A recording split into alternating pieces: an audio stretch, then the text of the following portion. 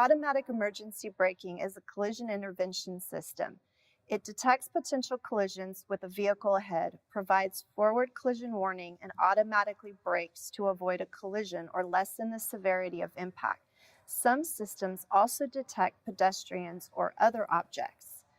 So, Kurt, can you go over on this Ford where we would find the system, where the sensors, radars, or LiDAR are located, and give us a little overview of how that system works? Yeah, so let's step to the front of the vehicle.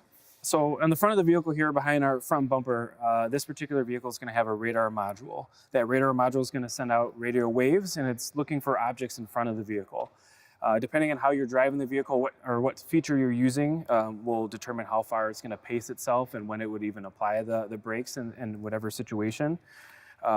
Some things also to keep in mind, we brought up pedestrian warning.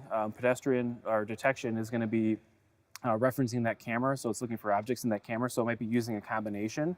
So there's a couple different systems working together with this vehicle.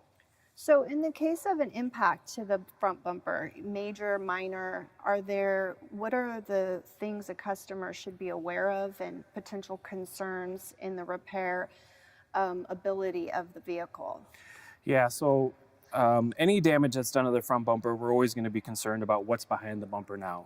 Now that we know that we have a radar module back there, any type of impact, we're going to want to remove the bumper and inspect that radar module, make sure the bracket isn't bent, make sure it's still level. And again, if that bumper is being removed and putting it back on, most OEM service information is going to tell you that radar module is going to have to be calibrated when that's done. And I think it's important to note that in addition to always referring to the OEM repair information, you should also check with the paint manufacturer information in combination, because what we're finding, there are a lot of colors that do contribute to the bumper possibly being not repairable if the metallic flake or the color doesn't allow the radar or LiDAR to read the road ahead. Yep. Yeah, so in that situation, obviously we're referring to that information. We got to make sure that the paint that we're using is correct, the mill thickness is correct, and what could happen is when we go to calibrate the vehicle, if any of that stuff was wrong, we might have a calibration that might not work, or even maybe later on down the line, we might see some malfunction with the system. Good information, thank you. Yeah, of course. If you found today's tip helpful, please hit the thumbs up, subscribe to the channel, and share the video. Comment below for any future suggestions. These videos are made possible by SCRS. If you aren't currently a member, I encourage you to join.